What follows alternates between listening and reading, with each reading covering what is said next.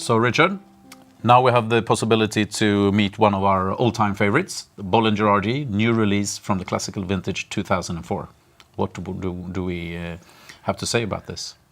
Well, first of all, I always get this tingling sensation in my legs knowing that I'm going to taste the new RD, and I think it's very much connected to my first really clear #1 champagne. The best I had for many, many years was actually a great experience that I had together with my parents and some friends with a Bollinger RD 75, and it was at the age of 12, 13, almost the same as this.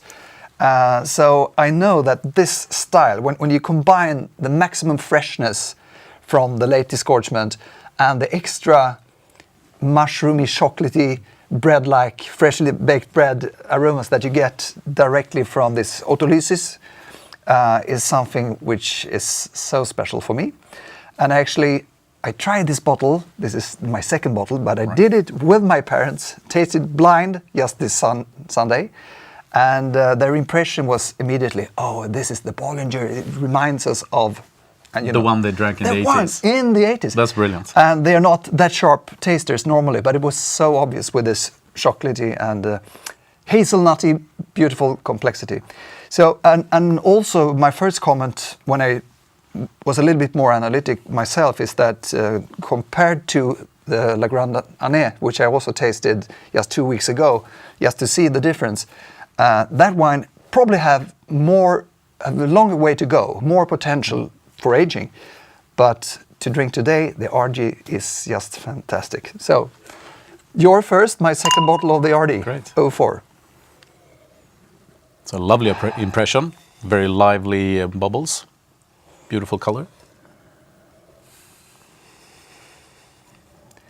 Classic RD nose, isn't it?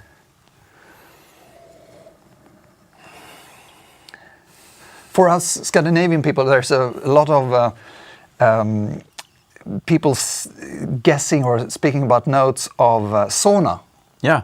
Fresh sauna, the tree, of course. And especially when the sauna is not warm, but when you step into the cold sauna, when you're just putting, firing it up, that dry woodiness to it. Exactly.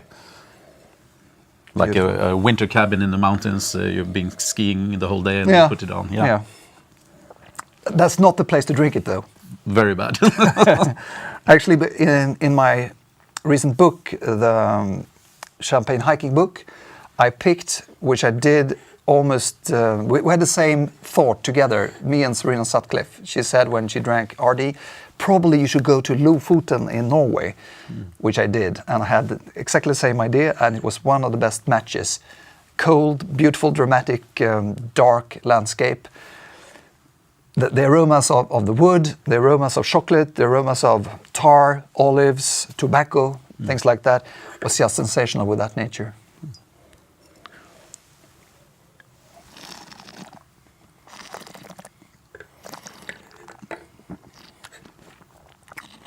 Wow.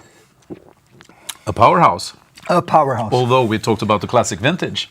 Yeah. But the DNA of the RD is really here, right? It's really from the start, which I think is the case. I was slightly critical to the 02, which is a gorgeous and of course great vintage, probably greater as a vintage than 04, but I think it was not really ready when Bollinger was forced to release it. Very old, but still has so many years to come. So the real RD character was not there from the start, but here we got it from the start. Yeah, it's absolutely lovely to see that. The depth, the developed complexity, which sometimes lacks in wines of this quality level when they're just released. Yeah. But here we really sense what it's all about. That's why it's so lovely to have the concept of the La Grande Année and the RD, compare the two vintages, same basic wine, but two different expressions of the same song, so to say. It is. It's lovely. This is a tasting winner from the start, I'm quite certain. And I love to drink it like this, but you should be aware that it's very much a very gastronomic wine. It's really wine. And even if you look at the bubbles, they're a little bit more lazy, a little bit slower. And that is due to the fact that you have more concentration, more glycerol richness, which makes the bubbles fight more to go through because the density is so high.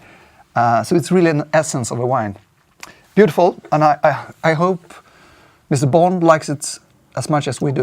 Although it's 004, but Yeah, exactly. for sure 007 will absolutely love this wine. And especially for me, you talked about these parameters when you tasted it in Lofoten. Also for me, the period of Bollinger, we used to talk about, you know, September, October, November, Yeah. of course, winter time. And for me, this is a perfect wine, like an after-dinner wine. You talked about the gastronomical profile of it. If you have had quite rich dinner and you don't want to end with coffee and maybe some digestives, but instead drinking a really beautiful bottle of champagne, this is the style to go for. I absolutely love that richness and elegance to it. So, there we go. 96 points. 96 points. 96 there we go. points. Almost forgot. 96 points. Santi.